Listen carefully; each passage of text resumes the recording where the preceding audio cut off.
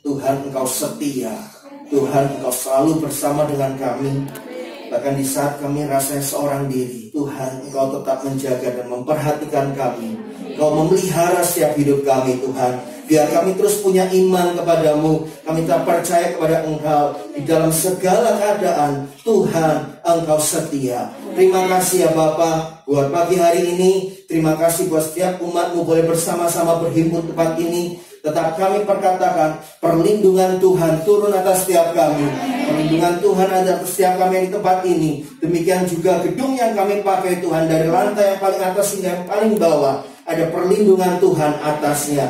Terima kasih Bapa, berikan kepada kami damai sejahtera Tuhan. Berikan kepada kami Tuhan sukacita Tuhan, untuk kami boleh menyambut isi hati-Mu. Terpujilah nama Kau selama-lamanya Tuhan. Di dalam nama Tuhan Yesus, urapan firman Tuhan mengalir atas setiap kami pada pagi hari ini. Kami bersyukur dan berdoa. Sama-sama katakan amin. Sekali lagi tepuk tangan buat Tuhan kita yang luar biasa. Haleluya. Silakan duduk Bapak Saudara yang kekasih. Shalom. Ya, 2 minggu kita sudah belajar tentang iman. Ya, kita belajar tentang apa Bapak Saudara? Tentang kuasa dari iman. Dan kita juga belajar tentang bagaimana iman kita menjadi iman yang bertumbuh menjadi dewasa. Ya, dan hari ini kita akan sama-sama belajar kembali tentang iman, dan kita melangkah kepada step berikutnya adalah iman yang diperkatakan. Mungkin boleh dilebarkan, itu yang paling pojokan. Iman yang diperkatakan, saudara. Kita mau belajar sama-sama tentang perkataan iman, ya, dan kita akan menyimak, kita akan membacanya di dalam kebenaran firman Tuhan. Oke, mundur. Ini kecepatan. Terus. Sampai awal. Ya, kita akan belajar sama-sama firman Tuhan pada pagi hari ini, ya. Di dalam 2 Korintus pasal yang keempat ayat yang ke-13. Firman Tuhan kita akan baca sama-sama. 2 Korintus pasal yang keempat ayat yang ke-13. Ya, sudah ketemu? Mari kita baca sama-sama. 1, 2, 3. Namun karena kami memiliki roh iman yang sama, seperti ada tertulis, aku percaya sebab itu aku berkata-kata. Maka kami juga percaya dan sebab itu kami berkata-kata. Yuk sekali lagi baca sama-sama. 3, 2, 1. Namun memiliki roh iman yang sama. Katakan tunggu, roh iman yang sama. Iman yang sama yaitu iman yang percaya sama Yesus. Amin. Ya. Lalu dikatakan seperti ada tertulis 1, 2, 3. Aku percaya sebab itu aku berkata-kata. Katakan, aku percaya. Sebab itu aku berkata-kata. Ya. Maka kami juga percaya dan sebab itu kami juga berkata-kata.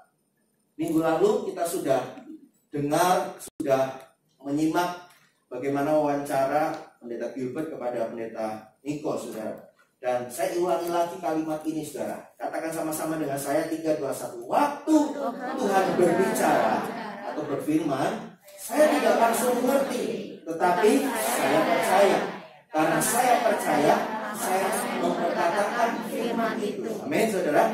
Waktu Tuhan berbicara, waktu Tuhan berfirman, kadang kita nggak langsung mengerti. Dan memang seringkali kita nggak langsung mengerti. Jalanku bukan jalanmu. Ya, seringkali kita ingin dapat jawaban menurut jawaban kita. Tapi ternyata Tuhan kasih jawaban yang lain. Kita nggak ngerti awalnya. Tapi begini saudara, kita belajar percaya dulu apa yang firman-Nya katakan. Katakan amin. Amin. Ya, setelah dipercayai maka kita mulai perkatakan. Percaya, perkatakan. Masih ingat DP tanpa alasan apa aja saudara? D-nya Dengar firman Tuhan. Dengar firman. Terus kedua, Percayai percayai firman. firman. Terus TA-nya apa? Minta apa yang Minta percaya. secara aktif. Kemudian apa? Menerima Nya, dengan aktif. nerima dengan aktif. Ya tadi minta. Minta. Yang kedua menerima dengan aktif. Yang keempat minta dengan aktif. Terus apa? Pandang selalu Pandang firman terus Tuhan. kepada firman-Nya. Terus Mengakui akui firman. dia. Ya di dalam segala hal akui firman-Nya. Kemudian apa? LA-nya Selalu senantiasa lakukan firman Tuhan dan syukuri senantiasa perkataan firman-Nya ya. Ingat terus itu saudara. Dan ini yang kita mau lakukan hari ini, kita memperkatakan firman, memperkatakan iman kita saudara. Ya, kita akan belajar sama-sama. Di dalam Alkitab ada beberapa kali Tuhan mengganti nama. Ya, kita lihat Abram diubah menjadi Abraham. Seorang yang percaya tetapi akhirnya menjadi seorang yang atas banyak orang percaya. Untuk memperkatakan aku Abraham itu perkara nggak mudah. Karena nama mempunyai arti, dan ketika dia menyebut arti namanya itu, maka orang bilang, anakmu ada berapa sekarang? Dengan kondisi dia belum punya anak hari itu. Tapi Tuhan suruh dia memperkatakan, jadi dia menerima secara aktif. Dan dia mulai memperkatakan apa yang Tuhan janjikan meskipun dia belum terima hari itu. Dia perkatakan, aku Abraham, aku Abraham, aku Abraham. Makanya saudara kalau ada yang dibaptis, ada yang minta kadang dikasih nama baptis. Ada yang sudah punya pilihan, tapi ada juga yang kadang tolong dikasih aja. Artinya apa gitu ya? Mungkin kita dulu punya masalah nggak baik, tapi terus dapat nama yang bertolak belakang dengan masa lalu kita. Mungkin kita berpikir, apakah aku bisa menjadi seperti nama itu? Sampai ada istilahnya orang kadang keabotan nama, saudara. Ya kan? Tapi kalau Tuhan mengganti atau mengubah nama dari Abraham jadi Abraham, karena Tuhan mempunyai visi atas Abraham. Amin, saudara. Sarah diubah menjadi Sarah. Ya, dia diubah menjadi seorang hidupnya terus bersuka cita dan mengamini akan janji-janji Tuhan. Dia nggak ragu lagi akan firman. Untuk belajar mengamini, meyakini firman Tuhan itu proses. Sarah ini mengizinkan suaminya, udah sama hambaku aja. Tapi ketika Tuhan mulai ubah dia mulai sadari, aku yang tadinya nggak bisa mempunyai seorang anak, aku percaya Tuhan berikan sukacita dalam hidupku sampai aku mewujudkan apa yang Tuhan inginkan lewat hidupku. Untuk memperkatakan bukan perkara gampang, apalagi belum melihat dan mengalami apa yang Tuhan katakan itu. Saulus jadi Paulus. Saulus sudah lebih terkenal dengan nama itu sebagai seorang ahli Taurat, seorang yang pandai, tapi juga seorang yang menganiaya umat Tuhan. Waktu dia berubah menjadi nama Paulus, tidak mudah untuk membuat orang percaya dia seorang Paulus. Dia datang ke para rasul ketakutan, berhati-hati, jangan-jangan dia cuma pura-pura nih. Tetapi dia terus memperkatakan, aku Paulus, aku orang yang sudah diubahkan Kristus, aku ini hambanya Kristus. Dan kita juga tahu bagaimana Tuhan memanggil seorang yang namanya Simon, saudara. Seorang nelayan yang wataknya keras, yang bertindak dulu mikirnya belakangan, betul saudara? Ya, banyak hal yang dia lakukan, ngelangkah dulu, baru mikir. Dia berani ngomong, kalau ada yang macam-macam sama engkau, aku yang maju duluan. Istilahnya, kalau ada yang macam-macam, langkai dulu mayatku, ngomongnya gitu. Tapi ternyata waktu digerebek saudara gitu, siapa yang lari paling cepat? Mungkin Simon ini salah. Ya, Dia main potong kuping hambanya imam besar. Ya, emosinya meluap-luap. Kemudian apalagi saudara? Dia menyangkal Yesus 3 kali. Orang yang ngakunya membelain Tuhan, orang yang berkata aku akan tetap kepada Tuhan, cinta sama Tuhan, dia sangkali Tuhan. Dan untuk dia boleh mengalami perubahan menjadi seorang Petrus yang kokoh, yang teguh di dalam Tuhan, tidak goyah apapun, itu bukan hal yang mudah. Mulai hari ini engkau bukan Simon lagi, engkau Petrus. Pikiran masa lalunya menghantui dia. Aku orang yang menyangkal dia. Aku orang yang kabur paling cepat ketika Tuhan ditangkap. Aku orang yang yang melakukan segala sesuatu secara emosi. Aku orang yang ngomongnya besar, melangkah dulu, nyemplung juga saudara. Yang tenggelam juga ketika, ayo mari datang kepadaku. Jalan dari atas kapal, jalan di atas air. Lihat mujizat, tapi goyah imannya. Tuhan ubah menjadi seorang batu karang yang teguh. Saudara yang kekasih dalam Tuhan, ini contoh nama yang diubahkan. Supaya apa? Nama yang diubah ini bukan sekedar ganti nama supaya kayaknya lebih baik, tapi sesungguhnya karena Tuhan memberikan satu gambaran, ini engkau sesungguhnya Abraham, ini engkau sesungguhnya Sarah, ini engkau sesungguhnya Paulus dan Petrus. Bicara perkataan iman, kita lihat lagi contoh yang lain. Peristiwa wanita 12 tahun pendarahan. Ada satu kata yang powerful keluar dari mulut seorang yang namanya aja kita nggak kenal. Coba Markus 5 ayat 28 kita katakan sama-sama. Ini perkataan perempuan yang 12 tahun pendarahan. 1, 2, 3. Sebab katanya, asal jamah saja jubahnya, aku akan sembuh. Pede banget ya. Emang siapa lo? Mungkin kalau hari itu dia ngomong dulu sama Rasul Petrus atau salah satu murid Yesus, murid sudah akan nolak dia. Jangan macam-macam. Mau kamu lagi kayak gitu kan? Ya, orang pendarahan yang nggak berhenti-berhenti menimbulkan bau anyir, amis. Ini 12 tahun saudara.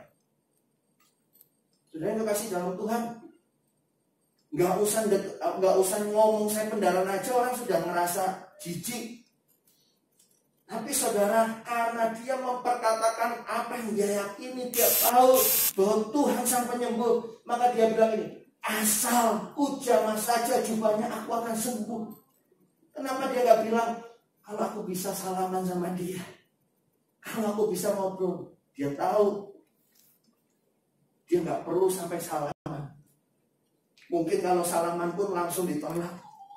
Tapi dia punya iman yang sebesar biji sesawi saja.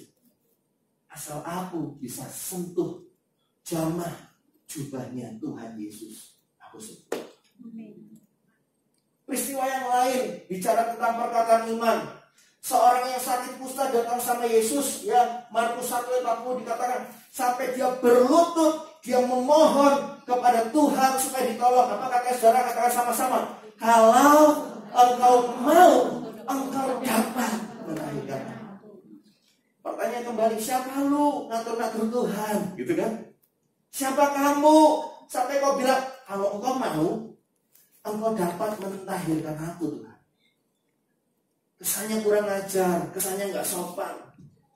Tapi karena itu timbul dari iman, karena dia yakin dengan perkataan firman, dia percaya bahwa inilah Tuhan Yesus, juru selamat, penyembuh atas manusia. Maka dia memberanikan diri, dia mulai percaya dan dia perkatakan apa yang dia percaya. Kalau engkau mau Tuhan, aku dapat engkau tahirkan. Masih banyak contoh tentang perkataan iman. Dan saya ingin mengajak saudara belajar satu hal tentang perkataan iman. Mungkin bukan bicara tentang aku minta sembuh, aku minta mujizat. Mungkin tapi banyak di antara kita justru menghadapi ini. Tuhan, tekanan dalam hidupku hari ini begitu berat Tuhan. Di pekerjaan was-was rasanya. Ya.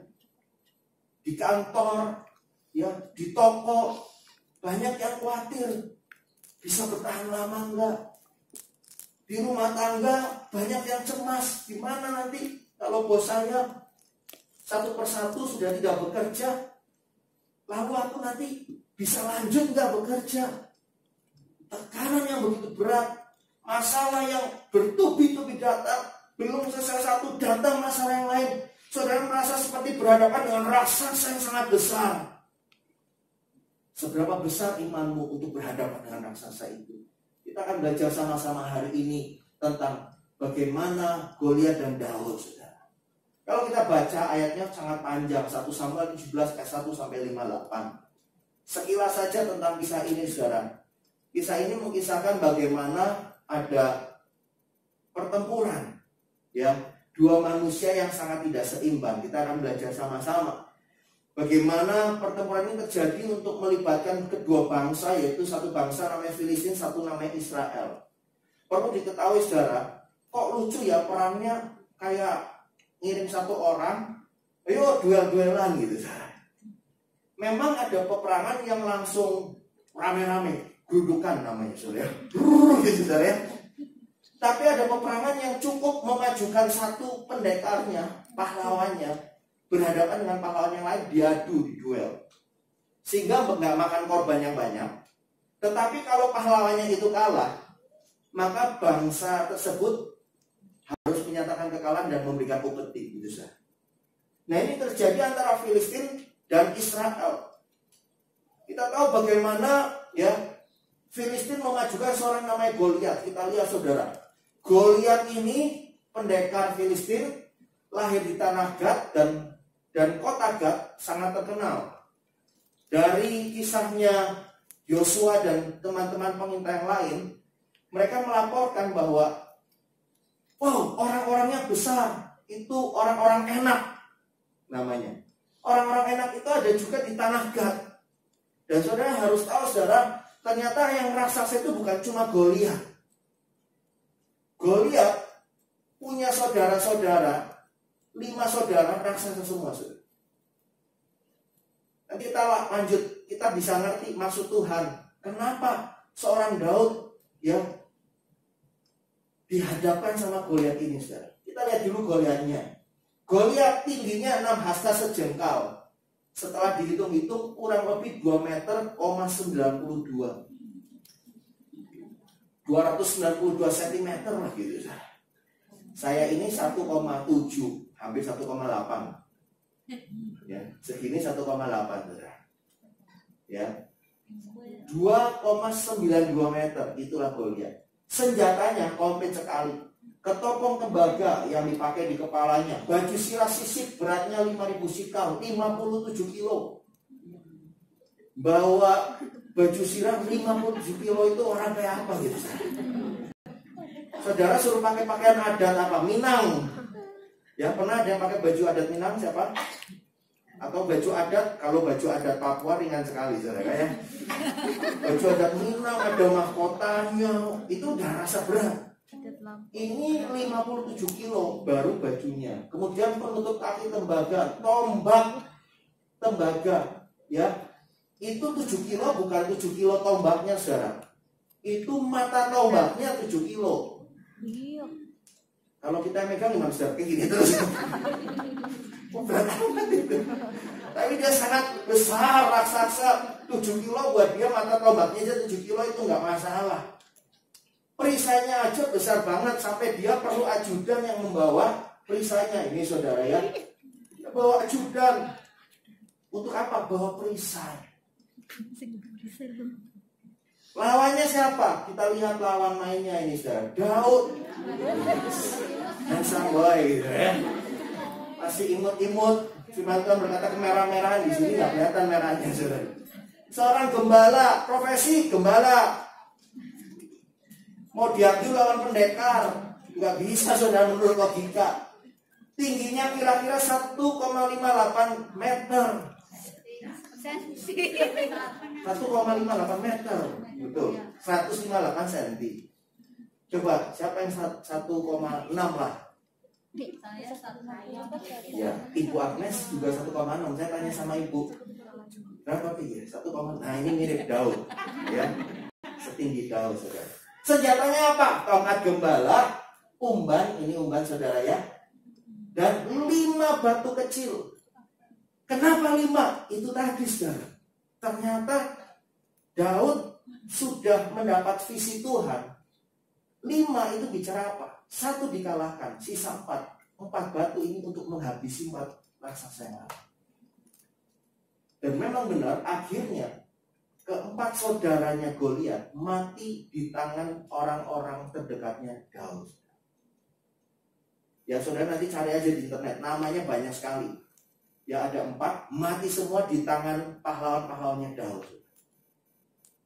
Batu yang 4 sudah nggak dipakai secara hurufiah, tetapi secara profetis dia mendapatkan makna. Ini harus mati semua gitu. Nah, kekasih Tuhan, kita bikin perbandingan sekarang supaya bikin tambah ngerti situasi perangnya kayak apa gitu ya. Daud lawan Goliat. Daud setinggi ini. Nah, ini Victoria Beckham. Tahu istrinya David Beckham, saudara. Tingginya 158 kira-kira. Ini pemain basket namanya Shaquille O'Neal, saudara. Raksasa dia, tingginya 2,16 meter.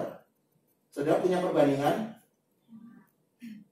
Bisa lihat gimana nyerang yang setinggi 2,16 aja, saudara. Sama yang tangannya 2,16 aja sudah gitu kan, kena saudara. Tapi dia harus menghadapi Goliat setinggi ini. Saya coba bikin mirip-mirip ya saudara. Saudara bisa bayangkan, tingginya hampir 2 kali lipat dia saudara. Mau pakai tombak? Gak bisa. Saul sudah kasih perlengkapan senjata, keberatan buat dia. Pedang dan tombak Saul gak ada gunanya buat dia. Menurut logika, wah musuh kita terlalu besar. Musuh kita gak akan bisa kita kalahkan. Daud yang dimajukan, aduh Daud gak ada apa-apanya. Tingginya aja tinggi tak sampai gitu saudara. Megang aja, megang apanya kira-kira? Megang janggutnya aja gak kena saudara. Mau ketik-ketik kakinya gak mungkin jatuh saudara. Saudara dikasih dalam Tuhan, apa yang kita bisa belajar tentang perkataan iman seorang Daud? Daud menang bukan waktu dia melepaskan batu mengenai kepala Goliat. Tapi Daud menang sejak di awal dia telah memperkatakan firman-Nya Tuhan. Perhatikan, Daud bukan menang setelah musuhnya roboh. Tapi sesungguhnya Daud sudah menang sejak awal karena dia memperkatakan firman yang dia yakini dengan imannya, saudara. Kita belajar yang pertama. Kita harus berhenti perkatakan masalah. Tetapi berkatalah kepada masalahmu. Berhenti cerita sama teman. Aduh, hidupku menderita sekali. Aduh, hutangku banyak. Aduh, suamiku kabur. Aduh. Berhenti ceritain masalahmu kemana-mana. Apakah dengan cerita masalah kemana-mana masalahmu selesai? No. Yang ada saudara jadi digosipin, saudara. Yang ada saudara dihianati bahkan teman terdekat. Tapi perkatakan sama masalah. Kita belajar, ya kita lihat dulu contoh orang yang terus memperkatakan masalah. Bangsa Israel, tentara-tentara yang gagah perkasa selama 40 hari, ya 1 Samuel 16 bilang apa? Selama 40 hari, pagi hari dan petang hari, ya 2 kali sehari. Mereka diintimidasi sama Goliat, saudara. Dan intimidasi itu menghasilkan buah yang tidak baik, yaitu apa? Bangsa Israel setiap melihat Goliat, mereka lari, mereka ketakutan, ya. Dan dikatakan, sudah kamu lihat orang yang maju itu? Sesungguhnya yang maju untuk mencelokkan orang Israel.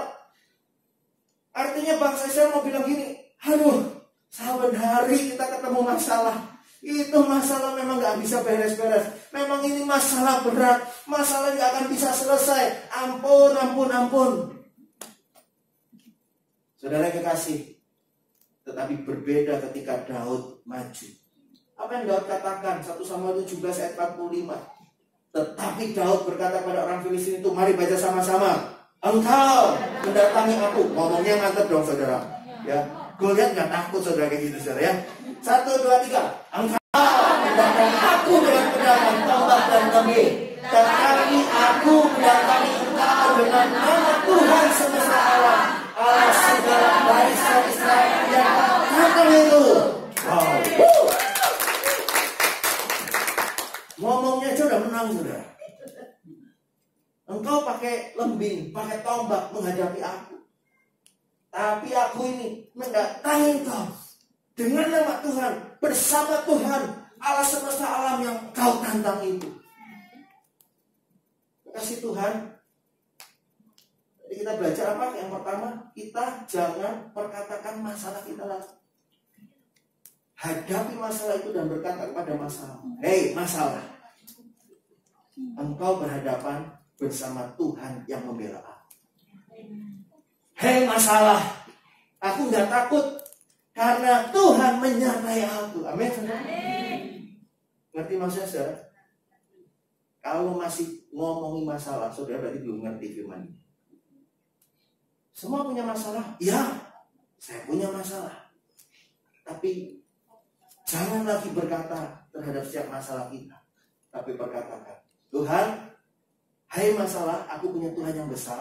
Tuhan akan tolong aku. Amin. Nah, Amsal 18 ayat 21 bilang ini, hidup, mari baca sama-sama, hidup dan mati. Siapa suka menggunakannya akan memakan. Hidup mati seorang dikuasai lidah, bukan dikuasai debt collector. Hidup mati saudara bukan dikuasai suami saudara. Hidup mati kita bukan dikuasai sama masalah masa depan kita. Tapi karena mulut kita sendiri saudara, masalahnya masih jauh di sana, mulut kita sudah ngomong mati aku, cilaka aku, cilaka. Lebih dekat mulut kita daripada masalah yang mendekat sama kita. Bertobat hari ini saudara. Dan saya mau ngomong saudara, orang gak suka dekat-dekat sama orang yang suka ngomongnya yang negatif dulu. Males, capek.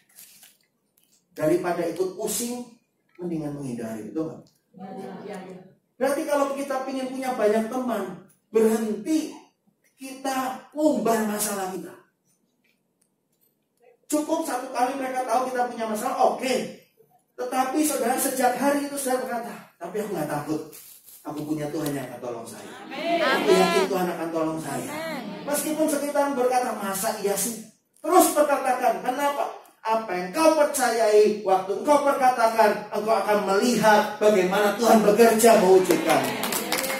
Amin saudara. Kalau orang tadinya gak percaya dengan apa yang kau yakini itu kau perkatakan, sampai dia lihat mujizat, apa yang terjadi sama mereka? Mereka yang tadinya gak percaya sama Tuhan, jadi percaya Tuhan, betul gak saudara? Karena dia mengikuti kehidupan saudara, dia tahu bagaimana pergumulan saudara. Tapi sejak saudara berkata kepada masalah, bahwa masalah engkau harus pergi dari hidupku karena aku punya Tuhan, orang akan melihat ini orang hidupnya diubahkan karena Tuhan, bukan karena siapa-siapa. Nah saudara yang kasih, ada seorang namanya Dr. Masaru Emoto, seorang dokter dari Universitas Yokohama, ya. Dia lahir 22 Januari tahun 1943 dan 6 tahun lalu, hampir 6 tahun lalu, Oktober 17, 2014 beliau meninggal. Apa yang bikin orang ini menjadi begitu terkenal? Karena orang ini di hadapan PBB menyampaikan ini. Tahukah Anda, ternyata manusia bisa mempengaruhi atau memberikan dampak sama air. Dia meneliti air saudara. Coba bayangkan. Gak meneliti yang macam-macam. Emas, berlian. Enggak. Yang dia teliti air. Gara-gara meneliti air dipanggil PBB untuk presentasi. Dia bilang kayak gini. Saya bikin banyak uji coba. Salah satunya uji coba yang ketika masak menanam beras sambil nyetel musik rock.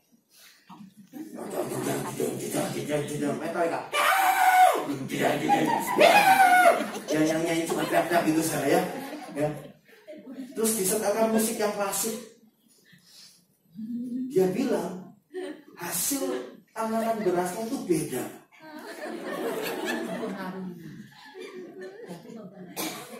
Masa sih Pak? Coba aja di rumah. Ya, nanti saudara kan sering dong tiap hari masak nasi sekali sehari berapa kali? 2 kali apa sekali? Oh 3, makanya banyak berarti ya. Ya ada yang sekali, ada yang 2, ada yang 3. Coba sekali waktu izin, bos tak setel musik yang kencang. Terus coba lagi setel musik yang teduh. Hasilnya apa? Terus bosnya bilang sama aja. Terus dikasih sebegitu rupa, membuat penasaran. Terus dicoba lagi sama tumbuhan, disetelkan musik rock, sama musik yang teduh. Apa yang terjadi? Tumbuhnya lain. Nah, beliau nggak sekedar percaya begitu saja, beliau teliti lebih lagi, ya ada kalimat yang keluar gini, air itu akan ya coba menunjukkan komunikasinya sama kita. Ketika kita mengungkapkan emosi yang negatif, saudara, maka air itu akan mengkristal yang tak jelas gitu, saudara. Tapi ketika kita mengungkapkan dengan perasaan yang positif, emosi yang positif, maka akan mengikuti dengan apa? Air itu akan membuat ya membentuk bentuk-bentuk yang indah, kristal yang indah. Nah, kita lihat sebentar, saudara. Ini, saudara. Kalau seseorang sering diucapkan terima kasih, thank you, airnya bentuknya jadi kayak gini, saudara. Believe it or not, percaya apa enggak? Masih nggak percaya? Ya karepmu, saudara ya. Ini penelitian beliau, saudara. Ya, dia menemukan membentuk seperti apa itu? Lencana atau apa ya? Ya perhiasan yang indah. Padahal ini bukan perhiasan, ini air, saudara. Orang diomongin thank you, akhirnya gitu, saudara. Hatinya berbunga-bunga. Kemudian orang diberikan pengertian, ini mungkin rajin baca Amsal, saudara ya. Akhirnya bentuk airnya seperti ini, saudara. Orang diajarkan tentang kebenaran, wow, lebih indah lagi. Bintang yang indah. Diajarkan tentang kekekalan. Ini apa? Oh, ini malaikat, mahkota. Terus dikatakan I love you. Ih, saudara, tambah berbunga-bunga, saudara. Jadi meskipun saudara nggak bisa ketemu langsung sama suami di rumah, sama anak di tanah air, ya, kalau saudara bilang I love you, air di dalam tubuhnya kan 80% tuh. Jadinya kayak gitu, saudara.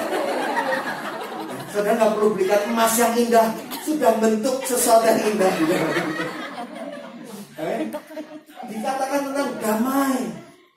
Jadinya kayak gini, saudara. Saudara bisa cari di Google, masih ada banyak lagi contoh yang lain. Saya ambilkan yang agak banyak ini. Waktu dikatakan apa? You full apa? Full apa? Bodoh lu, bego lu. Bentuknya nggak karu-karuan, saudara. Seperti pusaran. Ini kayak badai typhoon ya, saudara ya. Nggak jelas. Air di dalam kandungan air dalam tubuhnya bergejolak.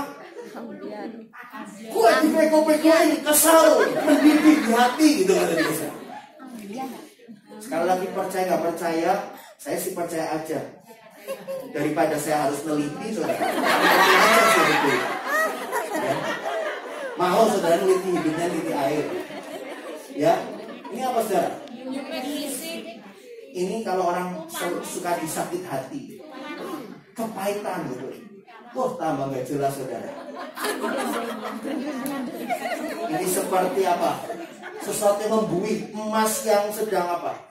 Sedang dilumerkan, saudara. Hatinya lumer, saudara. Hatinya ambiar, gitu ya. Terus apa? Wih, ini mata setan, saudara. Saudara ngomongin anak saudara, setan lo. Jadinya kayak gini, saudara. Mungkin ini lucu ya, saudara. Tapi ternyata kandungan air dalam tubuh nangkep apa yang saudara ngomong. Ya. Di sini dikatakan, wah, ini air yang tercemar. Ya, dia ambil contoh air yang tercemar. Sebelum didoakan keruh. Sebelum didoakan keruh. Setelah didoakan, wow. Makanya kalau retret, ya, orang banget retret, masalahku berat. Dia didoakan, dia mengalami hadirat Tuhan. Ini nyambung saudara. Yang tadinya keruh jadi bersinar-sinar. Makanya Bu Vena suka ngomong, kan kalau ketemu beberapa saudara, wajahmu sekarang mengkilat, bersinar. Ini saudara, glowing in the dark. Bersinar dalam kegelapan. Wajah bersinar. Kenapa saudara? Efeknya dari sini juga. 80% tubuh kita kandungannya adalah air. Engkau diperkatakan yang baik, engkau mendengar perkataan yang membangun, hatimu tambah berbunga-bunga. Amin. Masih kurang percaya? Sudah percaya? Nggak perlu diperjelas lagi ya saudara. Yosua 1:8 ngajarin kita gini. Janganlah kau lupa memperkatakan kitab Taurat ini, tetapi renungkanlah itu siang dan malam. Kenapa dikatakan jangan lupa memperkatakan? Bukankah waktu saudara ngomong saudara mendengar? Makanya gini, kita diajarin kalau baca Alkitab jangan yang ada saudara mata tambah berat. Saudara, Alkitab semakin dekat dengan saudara. Tepatnya saudara semakin dekat dengan Alkitab. Baca Alkitab diperkatakan. Kenapa? Waktu Anda memperkatakan kebenaran, telingamu mendengar, dan apa yang ada di dalam tubuhmu akan dipengaruhi apa yang kau dengar, saudara. Sudah banyak polusi, kalimat-kalimat kotor, kalimat-kalimat kasar. Maaf, saya harus sebut kalimat ini. Mungkin setiap hari sudah dengan kata cising. Saya bukan maksud mengajari kasar, tapi ini yang kedengaran setiap hari. Mungkin di rumahmu enggak, keluar rumah dengar orang ngomong itu. Saudara bilang, aku enggak ngapa-ngapain juga. Itu polusi saudara. Saudara harus ganti dengan kata-kata yang positif. Harus ganti dengan kata-kata truth, kebenaran saudara. Caranya gimana? Yosua 1:8. Mau berangkat, mau bangun pagi-pagi, mau berangkat ke pasar, perkatakan firman. Makanya kita Mazmur 91 mau pergi kemana, perkatakan Mazmur 91. Ya, walau 1000 rebah di sisi kirimu, 10.000 kanan, gak apa-apa. Penyakit sampar tidak akan menimpa aku. Kenapa? Waktu saudara ngomong penyakit sampar, penyakit menular, telingamu mendengar. Tubuhmu dipengaruhi oleh perkataan firman itu. Dari situ bangkit iman kita, saudara bilang. Amin, saudara. Yang kedua, berhenti ucapkan kekalahan atas hidupmu, tapi mulai ucapkan kemenangan atas hidupmu. Bukankah Tuhan menjanjikan kemenangan, bukan kekalahan? Bukankah Tuhan berkata, aku akan memberkati engkau?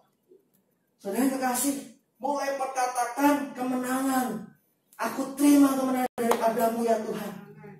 Ya. Kemenangan terjadi di sini. Ku yakin kau hadir di sini. Meskipun orang lain di sekitar nggak percaya, masa iya? Kau yakin sudah? Kau perkatakan sudah. Ya. Beda sama sugesti. Nah, apa bedanya sugesti sama memperkatakan kebenaran? Sugesti itu adalah gini saudara dikatakan, oh virus di mana-mana, demam loh, kamu mulai pusing, orang mulai bilang jangan-jangan corona, saudara mulai, aku nggak corona, aku nggak corona, aku nggak, itu sugesti. Nah bedanya sama kebenaran apa? Aku percaya Tuhan melindungi aku, karena Tuhan menutup bungkus hidupku, dari Yesus menyembuhkan aku. Jadi, sugesti tidak ada dasar untuk berharap. Tidak ada patokan yang bisa diyakini untuk diperkatakan. Dia cuma bilang, aku nggak akan sakit, aku nggak akan sakit. Nah, itu masih level sugesti. Tapi kalau dia dengan iman, dia akan bilang, aku sehat karena darah Yesus menebus aku. Aku sehat karena perlindungan Tuhan di dalam hidup saya. Nangkap saudara? Ya, coba datang sama psikolog yang nggak percaya Tuhan. Psikolog banyak akan ngomong sama saudara, udah, yang penting pikiranmu tenang, happy, makan yang enak. Tapi kalau datang kepada Tuhan, engkau akan dapatkan jawaban. Bukan hanya dapat solusi, tapi engkau mendapatkan Tuhan yang menyertai. 1 Samuel 17 ayat 46a.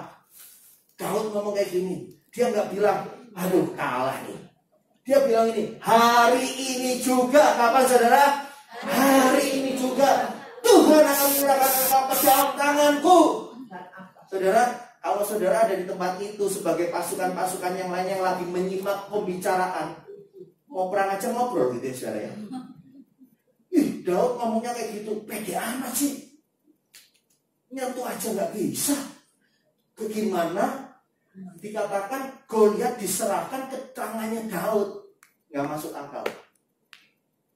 Tapi gini saudara, prinsipnya ini, daripada saudara ngomongin tentang kekalahan yang bikin saudara tambah down, lebih baik saudara perkatakan apa yang Tuhan katakan dalam hidupmu, yaitu kemenangan. Meskipun hari itu kau belum terima secara wujudnya. Aku akan mengalahkan engkau dan memenggal kepalamu dari tubuhmu. Masuk akal nggak saudara? Manjatnya gimana? Tingginya 2 kali lipat, megang kepala aja enggak. Tapi saudara, Tuhan berikan jawaban. Umban yang dia pegang itu bisa nyentuh sampai ke atas. Ya, kita lanjut dulu saja. Katakan sama-sama dengan saya, apapun yang terjadi dalam hidup kita hari ini, terus ucapkan kata-kata kemenangan dan lihatlah pekerjaan Allah yang luar biasa. Sekali lagi, apapun yang terjadi dalam hidup hari-hari ini, terus ucapkan kata-kata dan lihatlah pekerjaan Allah yang luar biasa. Pak Niko perlu berapa tahun? 11 tahun. Dari 4 tahun sejak 2009 sampai 2013 dia dapat tentang visi Pentakosta ketiga. 2014 dia baru ngerti ini istilahnya Pentakosta ketiga. 2014 sampai 2020 diperkatakan terus. Itu maksudnya apa sih? Daripada dengar nyinyiran orang, lebih baik dia ngomong apa yang Tuhan janji. Banyak yang jelek-jelekin. Apa itu Pentakosta ketiga? Mana wujudnya? Mana kapan Tuhan datang? Kalimat dia sederhana aja. Saya nggak pusing. Saya cuma fokus dengan apa yang Tuhan kasih. Pentakosta ketiga. Orang bilang, mana itu Pentakosta ketiga? Mananya saya buang? Pentakosta ketiga. Wah, Pentakosta ketiga itu sesat. Sesatnya saya buang. Pentakosta ketiga. Nggak maksud beliau sudah. Fokus pada visi, janji Tuhan dan kemenangan yang Tuhan sudah berikan sama saya. Ya. 1 Samuel 46 ayat C. Apa maksud tujuan dari semua ini? Kemenangan untuk memberitahukan kepada seluruh bumi bahwa apa? Bangsa Israel punya Tuhan. Kemenangan ya yang diberikan kepada kita adalah untuk memberitahu kepada banyak orang kita punya Tuhan yang besar. Markus 11 ayat 24 firman-Nya bilang apa? Karena itu aku berkata kepadamu, Yesus ngomong, apa saja yang kamu minta dan doakan, percaya bahwa kamu telah menerimanya, maka hal itu akan diberikan kepadamu. Ini ayat favorit, betul saudara? Ya, nggak pernah baca firman, nggak pernah saat teduh, ya tiba-tiba dikasih sama seorang hamba Tuhan ayat ini, baca ayat ini. Oh ya, amin, amin. Saudara, apakah ayat firman yang diterima oleh orang yang nggak pernah baca firman, nggak saat teduh, nggak punya hubungan sama Tuhan, sama ayat firman yang dibaca orang suka saat teduh, baca firman, beda? Ayatnya sama. Ayatnya sama. Tapi pribadi yang menghidupinya itu beda. Saudara bisa dikasih ayat firman kepada orang yang nggak rajin baca firman, nggak punya hubungan teduh, hubungan yang intim sama Tuhan. Saudara kasih ayat, Mungkin 1-2 kali baca, masa benar sih? Masa iya sih? Tapi orang yang intim sama Tuhan, dia akan terus memperkatakan, merenungkan itu siang dan malam, meyakininya, mempercayainya. Amin, saudara? Amin. Ayatnya sama, pelakunya beda. Saudara tinggal pilih saudara mau yang mana, saudara. Ya. Yang ketiga, jangan pernah batalkan janjinya Tuhan dalam hidupmu dengan perkataan negatif. Setelah sekian lama saudara gumulkan, saudara mulai bilang, kayaknya nggak mungkin sih. Ini kan udah 10 tahun, nggak ada terjadi apa-apa tuh. Saudara, sebuah perjanjian itu terjadi antara 2 pihak, minimal 2 pihak, betul? Pihak 1, pihak 2. Ketika Tuhan berjanji kepada Abraham, Tuhan ngomong kayak gini, inilah perjanjianku kepadamu dan ini akan aku lakukan kepada engkau. Aku akan memberkati engkau, aku akan melindungi engkau, aku akan gini-gini. Dan inilah yang engkau harus lakukan di dalam perjanjianmu denganku, kata Tuhan. Engkau harus terus memperkatakan firman, engkau terus harus hidup dalam Taurat Tuhan dan sebagainya. Jadi ada 2 pihak, saudara. Sebuah perjanjian akan putus kalau apa, saudara? Salah satu pihak tidak memenuhi isi perjanjian. Yes. Dengar, saudara, jangan pernah komplain. Mana Tuhan janjimu? Tuhan terus setia dengan janjinya. Yang suka bikin putus perjanjian kita. Hari ini bertobat, sudah salah, nyalain lagi. Sering gitu gak? Sudah salah, emosi dulu. Daripada aku dimarahin, tak marahin dulu. Dan itu sering kita lakukan sama Tuhan kita ternyata. Mana Tuhan? Tuhan bohong, sudah sekian lama, mana?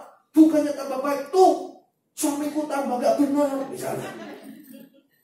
Karena secara sedikit, jangan-jangan memang kita mengingkari janji kita sama Tuhan. Kita mau bersama-sama bertobat, amin. 1 Samuel 17 ayat 47b bilang ini, sebab di tangan apa? Tuhanlah pertempuran dan ia pun menyerahkan kamu ke dalam tangan kami. Saudara, berkali-kali saudara dengar kalimat ini. Kalau saudara dengar kalimat ini, Daud sudah menang dulu, saudara, sebelum musuhnya tumbang. Dia bilang, di tangan Tuhanlah. Dengar, aku memang cuma bawa tongkat dan umban. Aku hanya seorang anak muda yang tidak ada apa-apa dengan kamu. Tapi kamu dengar, hari ini pertempuran ini adalah pertempuran Tuhan.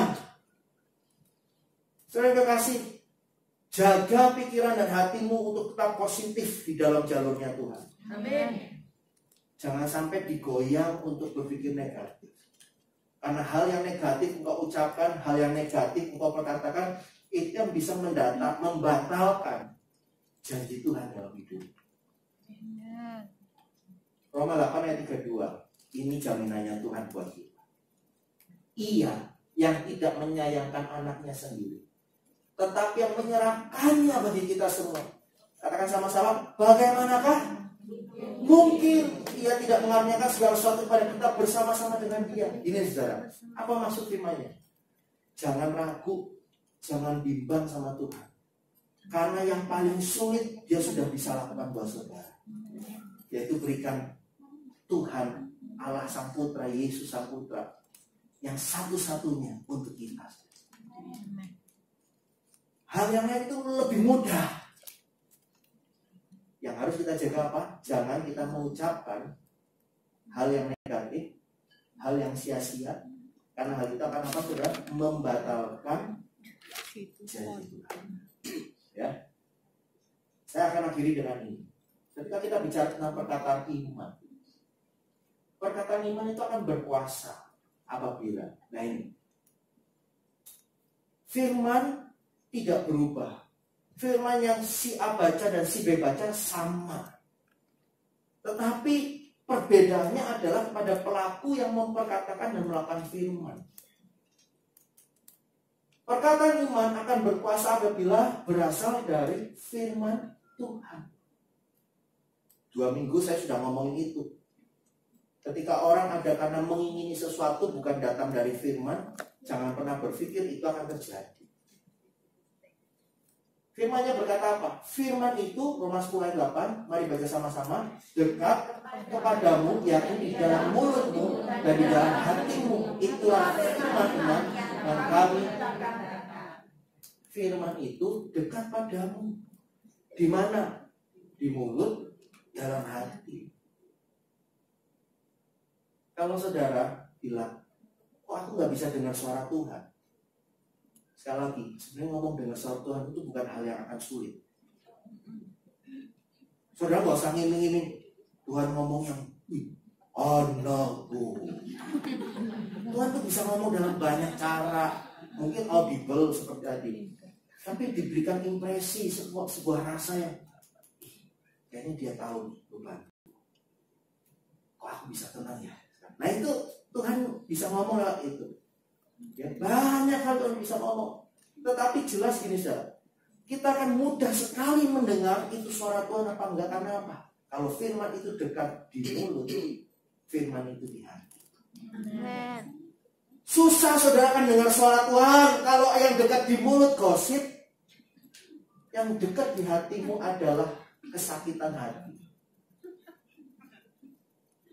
Susah kita dengar suara Tuhan kalau yang kau makan terus adalah berita-berita selebriti. Lu tahu nggak? Dia cerai sama itu, dia selingkuh sama itu. Gimana mau dengar suara firman Tuhan? Di otak kita selingkuhan terus. Ngerti maksud saya? Firman itu dekat kepadamu di mulut dan di hati. Karena itulah kita akan mudah mendengar Tuhan ngomong sama kita. Sulit nggak sebenarnya? Nah kan sulit. Kalau apa? Firman itu dekat di mulut, di dalam hati. Yang kedua, diucapkan dengan hati yang benar. Kenapa kadang firman ini anak Tuhan nih, tapi waktu dia ngomong sepertinya mentok gitu saudara. Bisa nggak? Pendoa syafaat biasa dipakai Tuhan, dong. Tapi kali itu sepertinya ngomong dong gitu saudara. Kenapa? Dengan hati yang sedang tidak benar, ngomong sesuatu mental semua saudara. Makanya firman iman akan berkuasa ketika diperkatakan dengan hati yang benar. Gimana kita membangun hati yang benar? Ya, nah ini saudara, tiba-tiba saya dapat kalimat kayak gini. Sering lebih mudah kita memperkatakan firman Tuhan daripada mengakui kesalahan kita.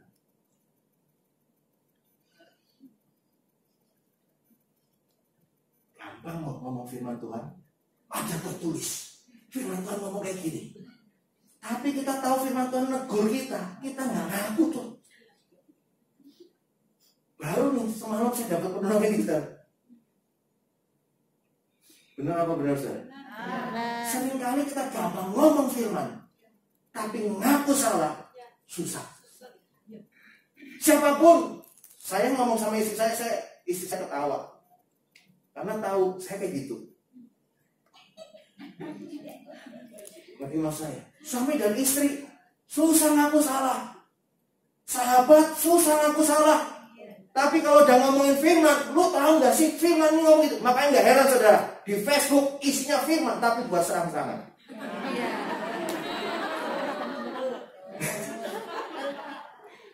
Yang ketawa ngerti maksud saya? Gak ada tuh kata maafkan saya di Facebook, jarang. Firman iya, minta maaf jarang. Bertobat hari ini kita saudara. Saya ngomongnya mau nangis saudara. Nah, saya sadar saya salah juga.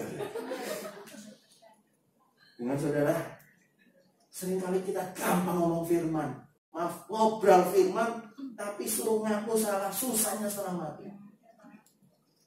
Padahal kalau kita bisa mengakui kesalahan kita, firman-Nya bilang apa? Jika kita ngaku dosa kita, Tuhan setia adil, mengampuni dosa kita, menyucikan kita dari segala pelanggaran. Dan perhatikan ini, ya, ayat berikutnya. Nah ini saudara, Yakobus 5 ayat 16, nanti kaitan sama yang poin 3. Karena itu dapat kamu saling mengaku dosamu dan saling mendoakan supaya kamu sembuh. Doa orang yang benar bila dengan yakin didoakan sangat besar kuasanya.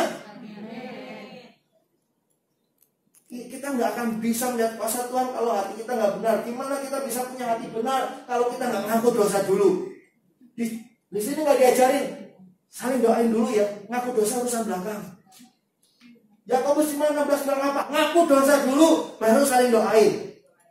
Mau praktekin di kul saudara? Mau lihat kuasa Tuhan dinyatakan? Berani nggak ngaku dosa di kul? Yang benar. Buktikan dulu. Tunjukkan saudara. Saudara akan lihat bagaimana kul saudara akan powerful. Yang tadinya saudara lihat, aduh, aku di sini manusia paling berdosa. Karena yang kesaksian mereka semua. Ceritanya, wow. Jiwa baru merasa minder, saudara. Tapi saudara bayangkan, waktu jiwa baru datang ke kul, kemudian waktu di kul, ada yang lihat, ini orang lama. Tapi dia bilang, hari ini aku mau mengakui, aku habis maki-maki bosku. Aku tahu aku salah, doakan saya. Aduh, hari ini aku habis marah sama suamiku. Karena uangnya aku kirim gak tahu kemana. Berarti kasih jiwa baru yang datang hari itu akan bilang, ini tempat cocok buat aku. Karena di tempat ini aku ketemu orang yang tahu dia punya kelemahan. Tapi dia tahu ada pengharapan. Amin saudara. Lebih baik ya dalam sebuah kul terlihat kumpulan orang yang berdosa, yang tahu dia berdosa, daripada kumpulan orang yang seperti malaikat padahal ya udah, saudara tahu sendiri. Poin terakhir. Nah, perkataan iman akan berkuasa bila apa saudara? Bila diperkatakan dengan yakin tanpa ragu. Tadi ayatnya bilang apa saudara? Ayatnya bilang doa orang benar. Ya tadi poin kedua itu doa orang yang benar. Bila dengan yakin.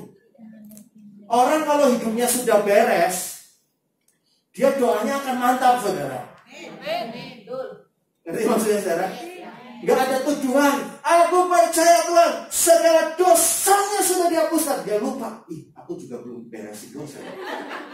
Gimana dia bisa ngomong mantap saudara? Tapi kalau dia sudah bereskan,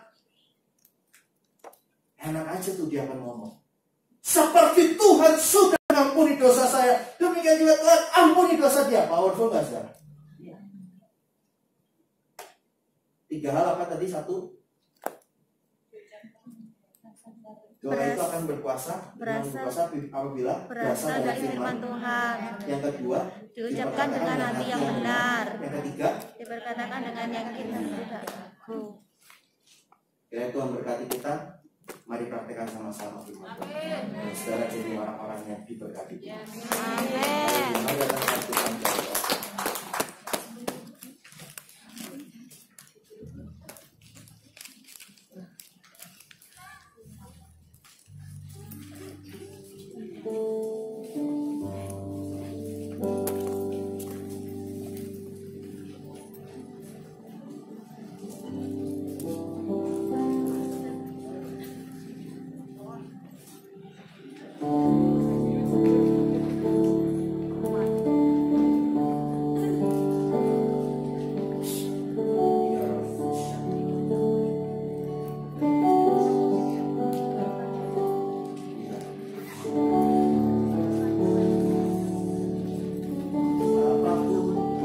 Terjadi dalam hidupku ini, tak pernah kuragukan kasih-Mu Tuhan. Lewat gunung yang tinggi, dalam lembah yang terang, tak pernah kuragukan janji-Mu Tuhan. Sama-sama suara katakan,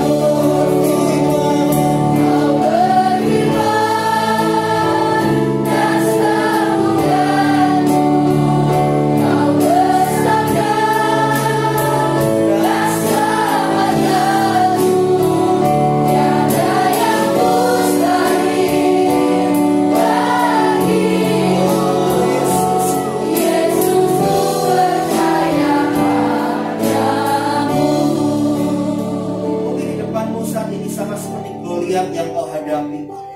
Kau menghadapi kesukaran dan kesulitan yang tidak mungkin kau bisa tuntaskan dan selesaikan. Ketika kau semakin sungguh-sungguh rasanya bebanmu tidaklah semakin lebih mudah. Tapi dengan ini saudara, apapun yang terjadi di dalam setiap hidup kita, ujian dikatakan, apapun yang kita alami, baik lewat lembah yang curam, lewat kesulitan apapun, biar kita tetap belajar percaya akan janjinya Tuhan. Berhenti menceritakan setiap masalah-masalah, tapi katakan kepada masalahmu bahwa kau punya Tuhan yang besar, kau punya Tuhan yang sanggup menyelesaikan masalahmu. Berhenti untuk mengecilkan imanmu, berhenti untuk berpikir yang negatif, berkata-kata yang negatif pada dirimu, tapi perkatakan apa yang Tuhan janjikan di dalam kehidupan. Sebab Tuhan sanggup memulihkan, sebab Tuhan sanggup mengubahkan segala sesuatunya, dimulai dari perkataan yang ada di mulut kita. Kalau perkataan itu berisikan firman,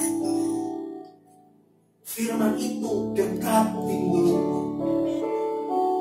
Firman itu selalu ada di dalam mulut, dan firman itu selalu kau percaya di dalam hati. Bagi Dia tidak ada yang mustahil. Kau berfirman dan sembuhkanku. Dengar suaranya. Kau bersabda, terima firman dan selamatkanku. Percaya Tuhan Allah. Tiada yang mustahil bagimu.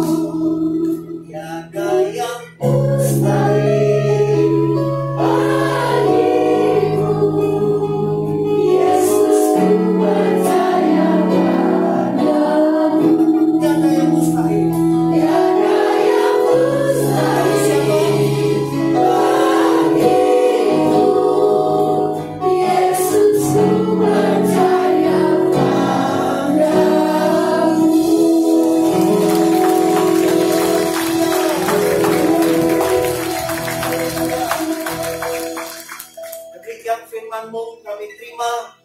Mulai hari ini kami mengalami kemenangan demi kemenangan. Kami telah menerima janji-Mu, karena firman-Mu dekat di mulut kami dan diam di dalam setiap hati kami. Kami mau hidup dalam kebenaran firman-Mu sampai pada kesudahannya Tuhan. Terima kasih Bapa, dipermuliakanlah nama-Mu. Sekali lagi segala puji dan hormat kemuliaan hanya bagi Tuhan Yesus. Mari sama-sama katakan amin. Silakan duduk kembali dalam hadirat.